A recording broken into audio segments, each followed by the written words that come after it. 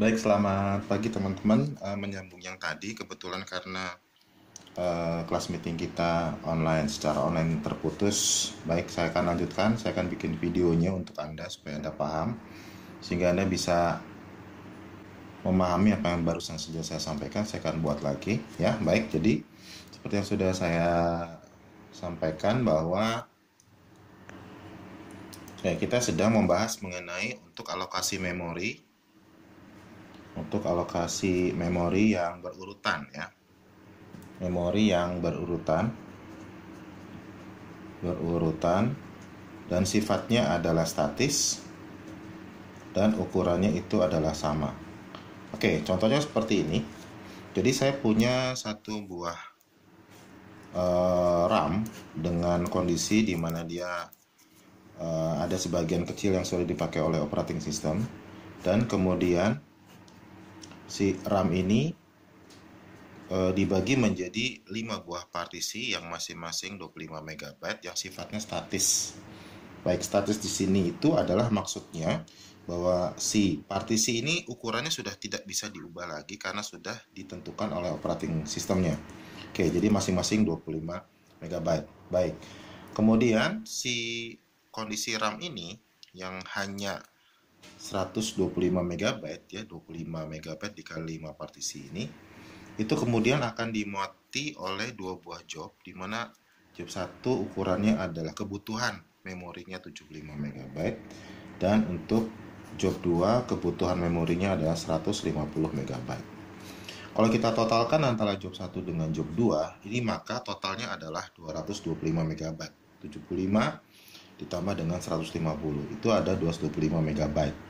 Sedangkan RAM-nya, partisi yang tersisa adalah 125 MB.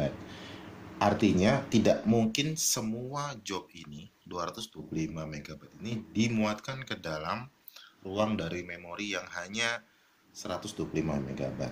Bagaimana caranya supaya bisa dimuatkan? Maka job 1 dengan job 2 harus dibagi menjadi beberapa partisi yang ukurannya bisa dimuatkan ke dalam partisinya di RAM. Oke.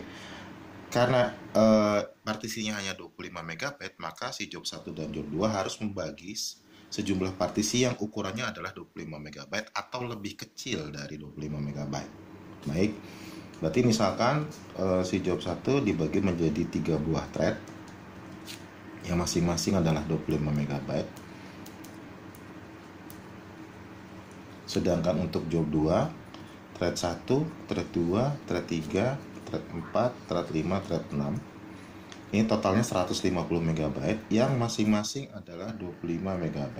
Oke, sekarang kita akan muatkan semua thread ini ke dalam RAM. Nah, karena dia sifatnya berurutan, maka setiap thread ini akan dimuatkan berurutan mulai dari alamat ke 0 sampai dengan alamat terakhir.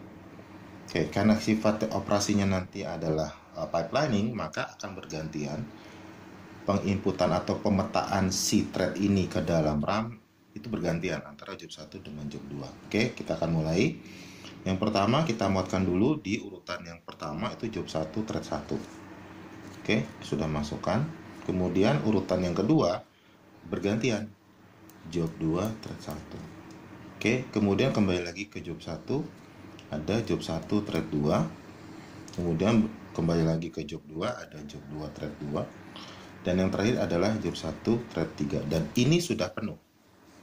Kalau sudah penuh, berarti thread ketiga sampai dengan thread 6 untuk si job 2 ini tidak bisa dimuatkan. Jadi kapan bisa dimuatkan si thread 3 sampai dengan thread 6 di sini? Nanti dia akan dimuatkan menunggu ada lokasi kosong di RAM. Ya, kapan lokasi kosong di RAM itu ada atau muncul? Itu ketika ada satu buah thread yang sudah diproses oleh CPU. Ya, misal karena dia berurutan, ya, dan kita tidak ada prioritas mengenai job mana yang harus dikerjakan duluan, kita asumsikan job 1 dikerjakan lebih dahulu, sehingga job 1 ini nanti akan dikerjakan.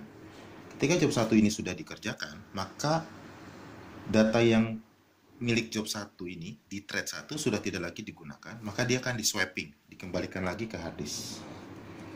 Ya, jadi dia di swapping, dikembalikan lagi ke hard disk, swapping ke hard disk. Ini kosong. Nah, lokasi kosong ini sekarang digunakan oleh si job 2 thread 3. Sehingga dia sekarang sudah dimuatkan. Oke, jadi job 1 thread 1 sudah selesai diproses. Oke, kemudian yang lanjutannya adalah di job 2 thread 1. Dia diproses bergantian. Ketika job 2 thread 1 sudah selesai diproses, lokasi di sini dikosongkan dan dia akan dimuatkan oleh si job 2 thread 4.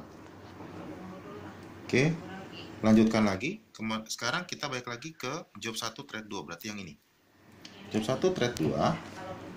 Oke, itu akan dikerjakan, selesai, kosong, maka dia akan diisi oleh si job 2 thread 5.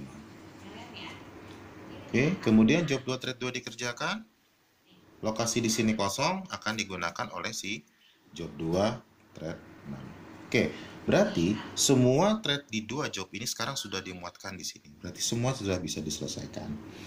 Ya, nah, ini adalah kondisi terakhir. Jadi ini sudah selesai, ini sudah selesai, ini sudah selesai, kosong, sudah selesai, ini diganti oleh ini. Sehingga ini adalah kondisi terakhir. Ya, dan ini semuanya sekarang bisa diselesaikan. Ya, mudah-mudahan dari sini Anda bisa paham. Ya, dari sini bisa paham. Nanti saya akan berikan tugasnya di Google Classroom. Silakan Anda kerjakan dan Anda kumpulkan dalam batas waktu yang sudah saya cantumkan di dalam Google Classroom. Ya, saya minta Anda mengerjakannya hari ini juga. Kemudian nanti dituliskan ya menggunakan tulisan tangan, kemudian Anda foto, Anda scan, Anda kirimkan dalam bentuk PDF ke Google Classroom. Oke? Baik, demikian yang bisa saya sampaikan. Selamat pagi.